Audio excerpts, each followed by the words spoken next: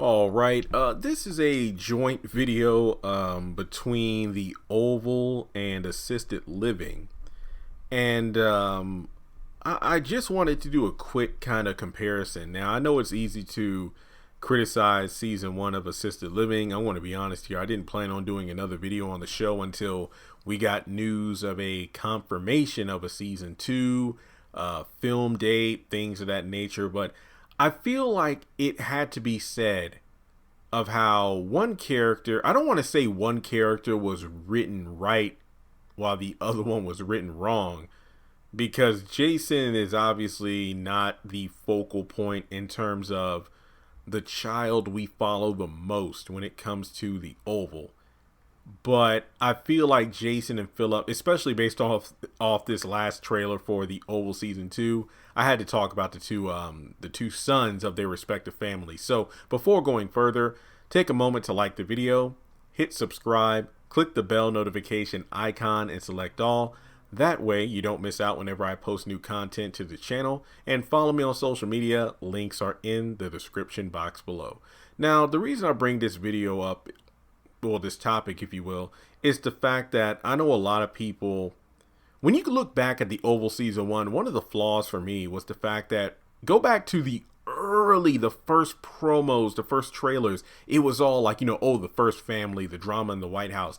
And it really made you feel like we would get a lot of interaction between the Franklin family. But I remember how disappointed I was that first episode where it's like, wait, we don't even see the first family together at all.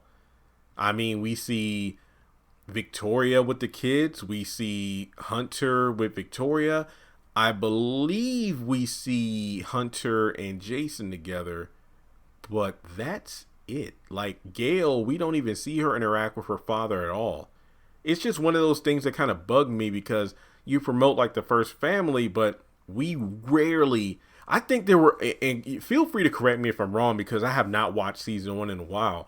The only 2 times we see all 4 of them together was the breakfast table, the table in the dining room during breakfast when Richard got fired, and then when there was the alleged drone in the White House airspace, and we see the family together for like 30 seconds. So it's just one of those things where we rarely got to see the family interact. But here's the one thing we do know. When it comes to the 2 children, Gail was obviously the focal point of the storytelling, especially with her antics, trying to be emancipated from the family, her relationship with Picky, and just the way she was just a brat. Jason, on the other hand, he has a personality, if you want to call creepiness and whatnot a personality, but the one thing he has above Phillip is the fact that he's actually doing stuff, even though it's stuff that he obviously shouldn't be doing. He has an arc.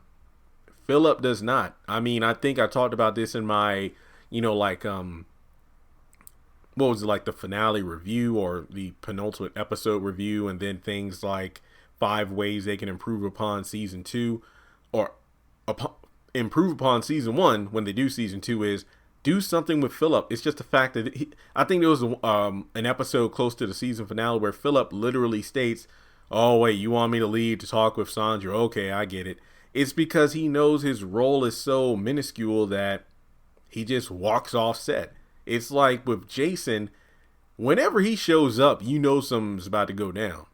But when it comes to Phillip, he's just kind of there. So I feel like both sons are obviously the lesser paid attention to. It's kind of weird because both Phillip and Jason are kind of left to their own devices. I mean, when Max was still around, he would do his best to keep an eye on Jason, because from the governor and the mayor's mansions, respectively, the family knew Jason needed to have an eye placed on him because he gets into some shady business. Now, when it comes to Phillip, yeah, he's the good child compared to his sister, but that's about it. I mean, his character for most of season 1 was simply just to be there for his sister to vent to and be mad at whenever she got into it with their parents. And then when the parents came up into the room or, the living area, whatever, Phillip was the one who had to split the scene, and then that'd be about it. So I think that if Tyler Perry took a little bit of story, if you will, from Jason, well, I'm not saying diminish Jason to make Phillip look better, but I mean, like, if you can kind of balance out the kids more by getting Phillip a little more story, kind of like how Jason has, story, even though I feel like his creepy tendencies seem to be a bulk of his character, if you will, then I think Phillip would be well received. Like I said before, I don't hate Phillip. I just don't see the purpose of his character if Tyler isn't going to give him anything to do. So